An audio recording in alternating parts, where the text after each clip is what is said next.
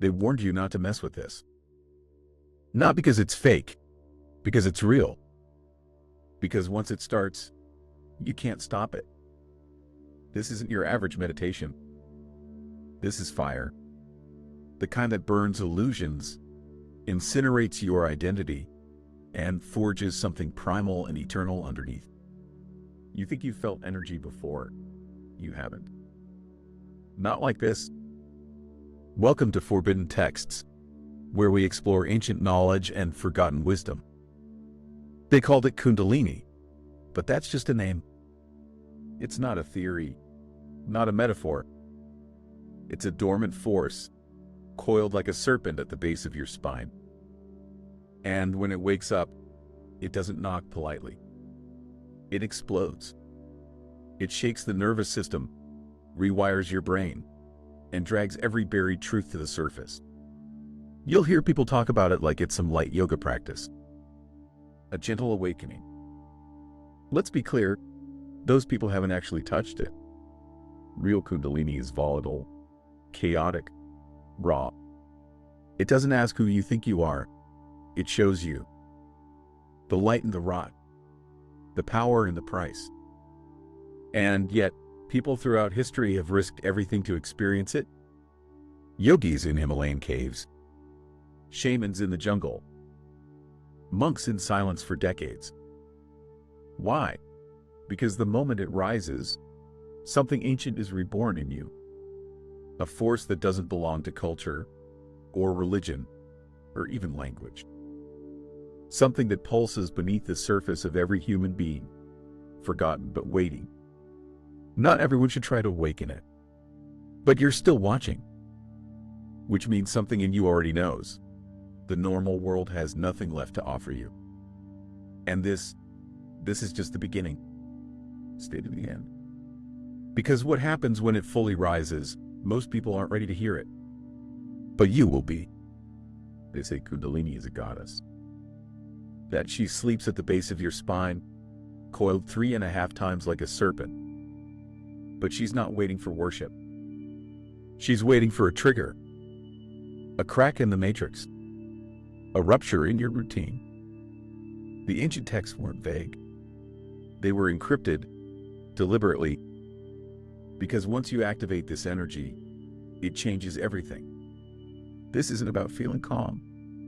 It's about being consumed. Burned clean. People who've had a glimpse of it say it's like plugging your soul into the raw circuitry of the universe. But let's strip away the poetry. At its core, Kundalini is your life force, distilled, concentrated, and locked away in a vault of muscle, memory, and fear. It's there when you're born, and it sleeps as you're taught to ignore it. School, social roles, obedience. All of it designed to dull the senses and bury the serpent deeper. This is why it's forbidden. Because the moment you ignite it, you stop being easy to control. You stop playing by the rules. Your intuition spikes. Your body starts telling the truth. The illusions, money, status, comfort, begin to rot in your mouth. And yet the power is real, tangible, physical. Ancient yogis didn't sit in silence for show.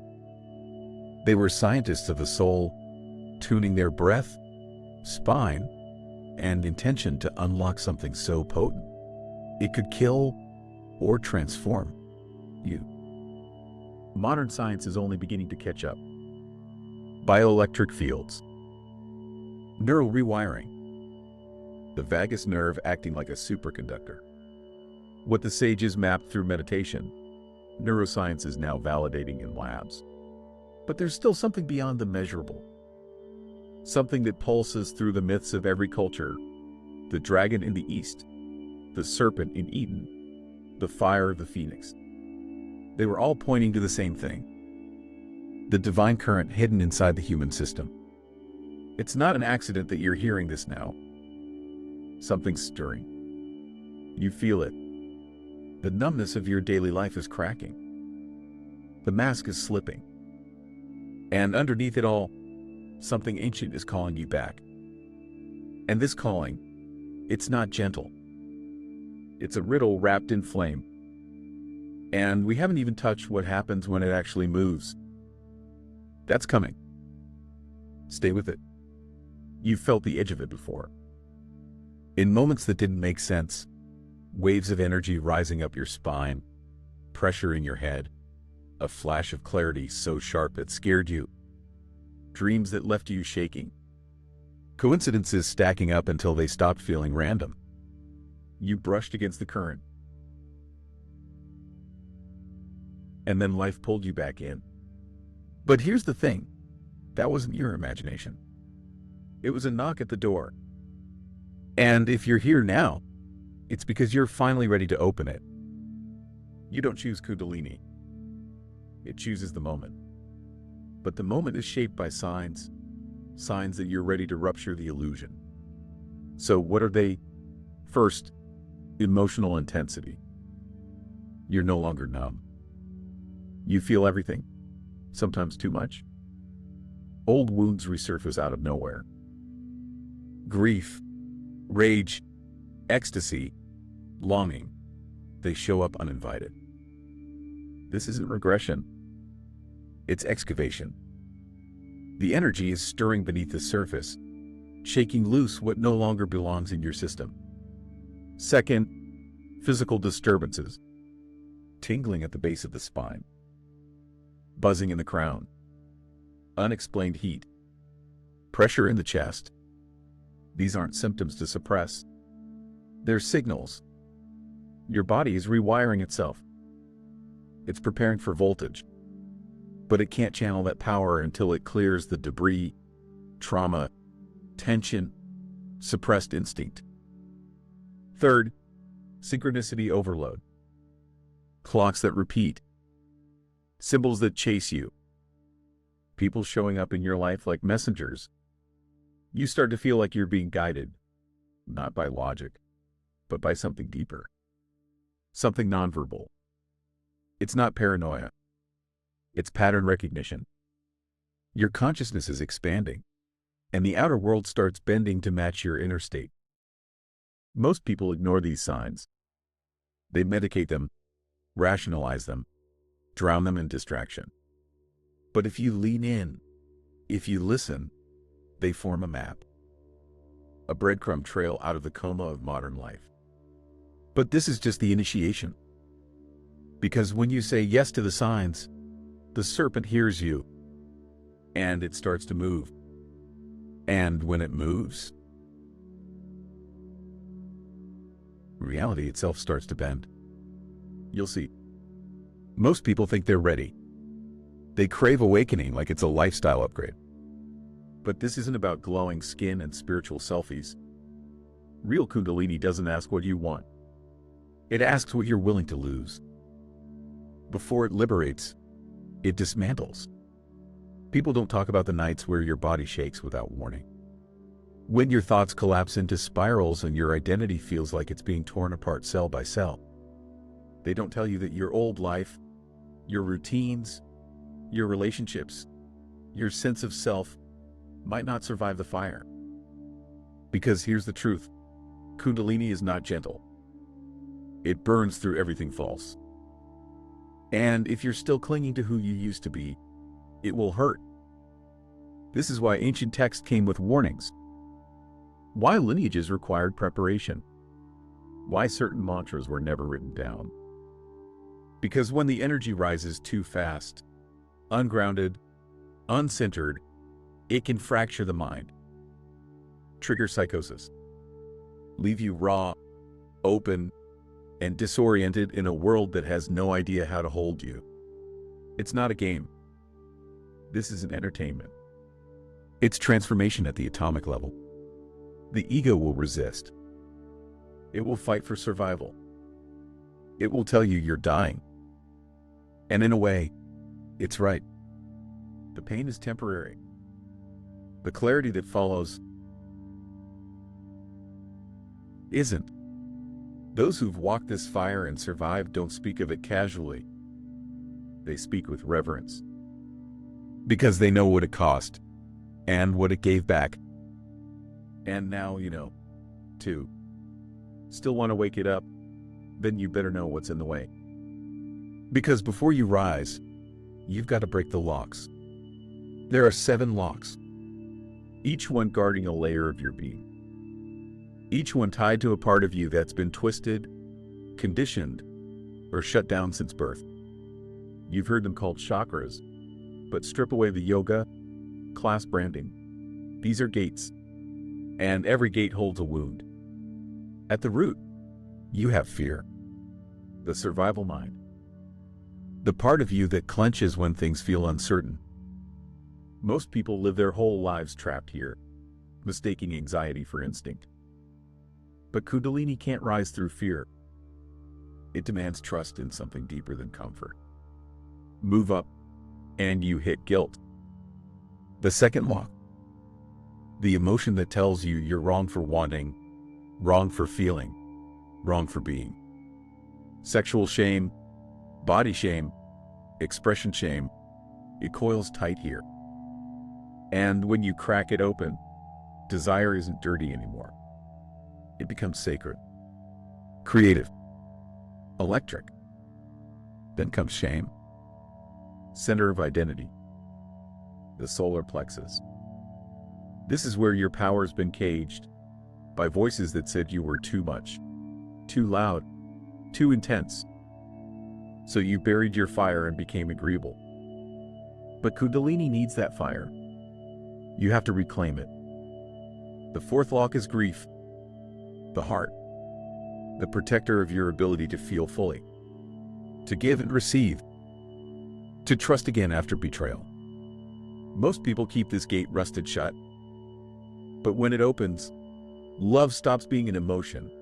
It becomes a current. It moves through you like wind through an open window. Fifth, lies. The throat. All the things you wanted to say but didn't. Every truth swallowed. Every scream silenced. When you unlock this gate, your voice doesn't just speak. It resonates. It becomes weapon and healing tool at once. Sixth is illusion. The mind. Not just confusion, but the deeper blindness. The idea that you are your thoughts. When this gate opens, the mind stops being your master. It becomes your instrument. Seventh, attachment. The crown. This is the final lock. The illusion of separation. The idea that you're alone. When this one breaks, the boundaries dissolve. You're not reaching for something higher. You remember, you were it. These 7 gates aren't metaphors. They're real. Physical. Energetic. Emotional. And as each one opens, Kundalini doesn't just rise. It erupts, like lightning shooting through your spine, like a truth you can't unknow. And the moment it finds an open path, there's no turning back. But how do you do it without breaking yourself? That's what comes next. The ignition. The blueprint. The ritual that lights the fuse without letting it explode in your hands. You don't stumble into this. You summon it. Not with willpower, but with precision. Activating Kundalini isn't about brute force. It's about alignment. Breath, body, attention, dialed in like ancient code. The blueprint starts where you live, your breath. Not the shallow gasps of anxiety, but conscious breathwork. Rhythmic, deep, deliberate. Pranayama wasn't designed for stress relief. It was engineered to pump energy through your dormant circuitry, like bellows feeding a hidden flame. Try alternate nostril breathing, Kapalabhati, or box breathing, but do it like it matters. Because it does. Then movement. Not workouts, not aesthetics, spinal fluidity. Cat, cow, slow undulations, coiling patterns. Your spine isn't just a bone structure, it's a conduit. The serpent doesn't climb a stiff ladder. It rises through motion. That's why the ancient yogis move like water, not machines. Then stillness. The paradox. After breath and movement comes the silence that shakes worlds. Sit. Eyes closed. Focus locked at the third eye or base of the spine. You're not thinking. You're listening. The energy doesn't rise when you beg. It rises when you become still enough to feel it. And then there's sound. Mantra. Vibration. Forget chanting to feel spiritual. This is about tuning your body like an instrument. Sat Nam. So hum. AUM. Each syllable is a strike on the inner bell. Repeating it, vibrating with it, becoming it. This is how you break through layers that words can't touch. But none of this works if your nervous system is fried. Which is why you need grounding, bare feet on earth, clean water, salt, roots, rest. Because when the current hits, your system needs to hold it. Not short circuit. And finally, intention. Not a wish, a vow, a knowing. You're not doing this to escape life. You're doing this to face it without flinching. The real ignition happens when the body, mind, and soul align on one message. I'm ready. When you apply this formula, something shifts. Slowly at first, then violently. Dreams change. Sensations intensify. Old patterns crack. The fire begins to flicker, then surge. And the moment it rises, it doesn't stop at your spine. It hits your perception. Colors sharpen. Sounds carry messages. Time warps. Reality tilts. That shift is coming. And when it does, everything changes. At first, it feels like energy. Tingling. Pulsing. You notice the space between things. The silence behind sound. Your thoughts don't come from you anymore. They arrive, like broadcasts from somewhere deeper. Time doesn't behave. Minutes stretch into eternities. Hours vanish. You're no longer watching life happen. You're inside it, conscious of every breath, every glance, every grain of experience. And the sensations intensify. Light becomes louder. Music becomes alive. Your skin feels like it's sensing electricity in the air. You might feel pressure in the head, tightness in the chest, waves of heat that come from nowhere. Your heart beats in rhythm with something invisible. Your dreams become detailed, vivid, prophetic. You stop needing as much sleep. Food tastes different. Sometimes you can't even stand certain people or places anymore. They feel wrong, like static against your nervous system. And that's because they are. Your frequency is shifting. Literally. You're no longer operating on the old bandwidth. The things you used to tolerate, small talk, fake smiles, half truths, they drain you now. You crave silence, truth, depth. You lose interest in superficial pleasures, not because you're trying to be holy, but because they suddenly feel like cardboard. But it's not all bliss. There are moments where you'll wonder if you're going insane, where the line between the inner world and outer world blurs.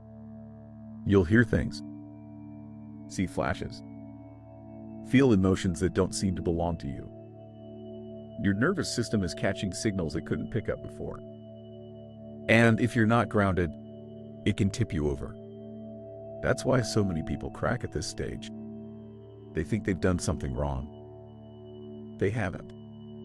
It's just that everything false is leaving, and it doesn't leave quietly. Your relationships may break. Your career might collapse. Your sense of direction could evaporate. But this isn't destruction. It's disintegration of the artificial. What's left is real. And real feels terrifying when you've lived behind layers. This is the phase no one warned you about. The shift that doesn't stop. Because once Kundalini wakes up, it keeps rising, changing, revealing. And the question becomes, can you hold what's been unleashed? Because power without integration is chaos. And chaos, left unchecked, doesn't enlighten, it consumes. Next, we go there, where most don't. Into the phase that decides everything, whether you burn out or evolve. Now the fire is awake, and it's not leaving. This is where the real work begins, not in activating the energy, but in integrating it. Because power without grounding is just static. It spins you out, detaches you from the body, from time, from reality. The bliss turns to noise, the visions to confusion. You start floating through life, unanchored and overwhelmed. And that's not awakening. That's spiritual fragmentation. You need structure. Not the old kind, rigid routines built from fear. A new kind. A rhythm that supports this new voltage running through your system. Wake early. Not because it's trendy, but because the early hours hold a silence that speaks. Hydrate like your blood is liquid crystal. Eat like your food is code. Choose grounding foods, roots, minerals, fats that hold the body in place. Forget trends. Eat to stay here. Move. Daily. Slowly. Consciously. Your nervous system needs to release what it can't process through thought. Stretch. Walk. Flow. Anything that returns you to sensation. And then, silence. Stillness isn't a break. It's a weapon. Carve out time daily where no one can reach you. Eyes closed. Back straight. Grounded. Breathe and listen. Because the energy is still speaking. And if you don't listen, it starts shouting. You'll also need protection. Energetic hygiene. You're more open now. More sensitive. That means you're more vulnerable to what others carry. Cleanse with water, salt, smoke, sunlight. Not as superstition, as necessity. Limit noise, media, dopamine traps. They fracture your field. You're not built for numbing anymore. You're built to feel, to absorb, to transmit. Treat your attention like sacred currency. Guard it. And community, real community, is key. Find those who've been through it, who speak in experience, not in slogans, who can hold space when you lose language. Because at some point, you will. There will be days when the bliss returns, and days when you collapse, when nothing makes sense and your skin doesn't feel like home. That's the process. The ego detaching, the body upgrading, the soul stretching into new space. And if you can stay with it, if you can learn to stand in the fire without flinching, something else emerges. Not a version of you, something beyond you. But there's still one thing holding you back. A lie. A collective illusion that's kept this power chain for centuries. Let's expose it. Here's the part they never wanted you to hear. Everything you've been told about spiritual awakening, from the self-help shelves to the stage guru smiles, has been diluted, neutered, packaged for comfort. Why? Because a fully awakened human is a system disruptor. Someone who sees through the script, who doesn't obey from fear, who doesn't collapse at the threat of judgment. You can't sell compliance to someone who's remembered their original fire. So they fed you myths. Myth 1, you need a guru. No, you need clarity. Guidance, maybe. but not hierarchy. The idea that someone else holds your key is the first cage. The great teachers didn't create followers. They sparked memory. They burned away illusion until only truth remained. A real teacher disappears once you've seen your own power. Myth 2. Kundalini is dangerous, so don't go near it. What's actually dangerous is suppressing it. Living disconnected from your body's intelligence. Carrying trauma unprocessed. Denying the instincts that were designed to protect and evolve you. Kundalini doesn't break you. It reveals where you're already broken. It doesn't destroy. It excavates. Myth 3. You're not ready yet. But who decides that? You think some institution will send a certificate saying, "Congratulations, your soul is now worthy." Awakening doesn't ask for permission. It arrives when the system can no longer support the lie. And readiness isn't perfection. It's willingness. Willingness to unravel. And the most insidious myth, that Kundalini is the end.